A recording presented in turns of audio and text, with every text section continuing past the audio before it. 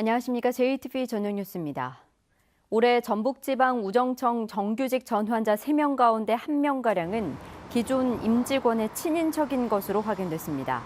민주평화당 김경진 의원이 우정사업본부의 자료를 분석한 결과 올해 전북우정청 정규직 전환자 71명 중 친인척이 재직하고 있는 직원은 28%인 20명이었습니다. 이 같은 비율은 전국 9개 우정청에서 가장 높은 것이었습니다.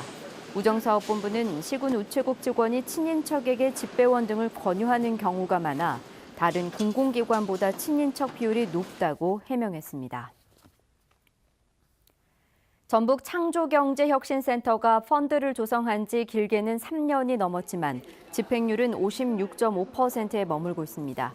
국회 조배숙 의원이 중소벤처기업부의 자료를 분석한 결과 전북 창조경제혁신센터는 2015년과 2016년 모두 3개 펀드로 404억 원을 조성했지만 228억 원가량만 집행돼 비율로는 56.5%에 그치고 있습니다. 조배숙 의원은 유망 벤처기업을 지원하기 위한 정책 펀드인데도 집행률이 저조하고 영업 비밀이라는 이유로 세부 운용 현황도 확인할 수 없다며 정부 차원의 관리 감독을 강화할 것을 주문했습니다. 한국지은 군산공장 폐쇄 영향으로 올 들어 군산의 땅값이 떨어진 것으로 나타났습니다. 국토교통부에 따르면 올 들어 3분기까지 군산의 땅값은 1.02% 하락했습니다. 이 같은 하락률은 전국 시 군구에서 울산 동구에 이어 두 번째로 높은 것입니다. 같은 기간 전북의 땅값은 2.01% 오른 것으로 나타났습니다. 12년간 도선 운항이 중단된 비안도 문제에 전라북도의 중재를 촉구하는 목소리가 또 나왔습니다. 전라북도의회 나기학 의원은 도의회 5분 발언에서 민선 7기 들어 해당 지자체와 어업인들이 도선 운항 문제와 어업활동 문제는 서로 분리해 검토하기로 한 만큼 이제는 전라북도가 나서 갈등과 논쟁을 종식시켜야 한다고 말했습니다. 군산 비안도에는 350여 명의 주민이 살고 있지만 여객선 운항이 중단된 뒤 소형 어선으로 육지를 오가는 위험을 감수하고 있습니다. 전라북도가 균형발전 등에 기여하는 사업의 예비 타당성 조사를 면제하기로 하면서 대상 사업 발굴에 나섭니다. 전라북도는 최대 현안인 새만금 국제공항을 비롯해 전기 상용차 좌율주행 기지 구축, 전주 대구 고속도로, 새만금 김천 철도 등 대규모 현안 사업들 가운데 예비 타당성 조사 면제를 요청할 사업을 검토하기로 했습니다.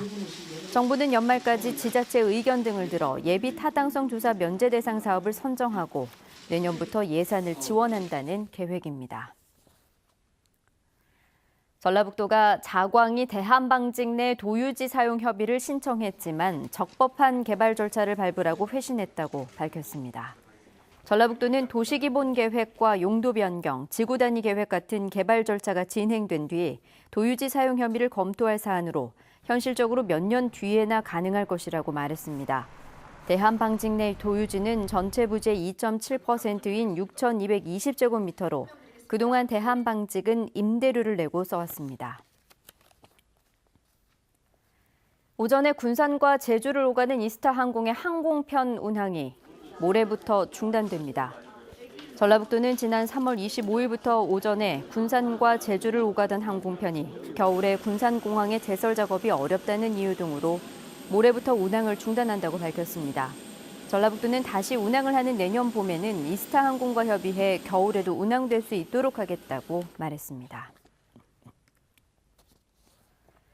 한국과학기술원 카이스트가 모레 새만금 간척지에서 소형 과학 로켓 우리새 2호를 시험 발사합니다. 우리새 2호는 길이 2.2m, 직경 0.2m, 무게 20kg으로 이번 시험 발사에서는 1km 상공까지 치솟은 뒤 낙하산으로 낙하할 예정입니다.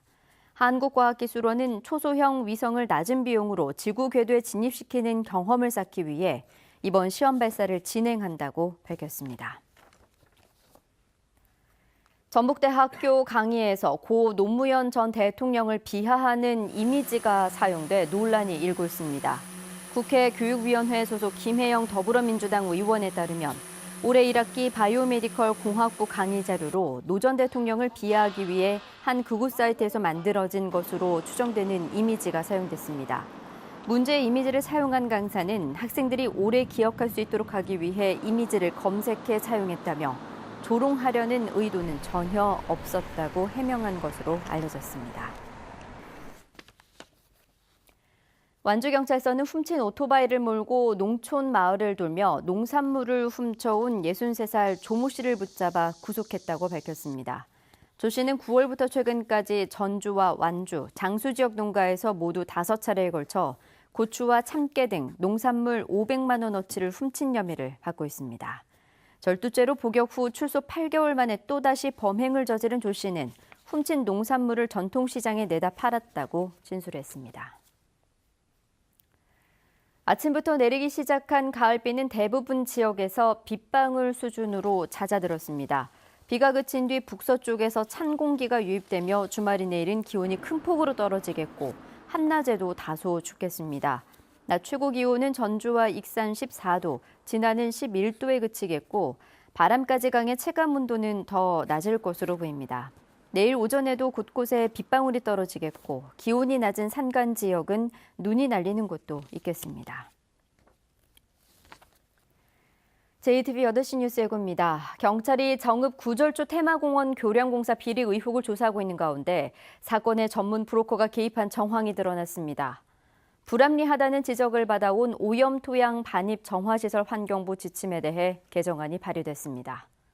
전라북도 교육청이 학생의 학교 선택권을 확대하기 위해 시골 중학교의 남녀 공학을 추진합니다.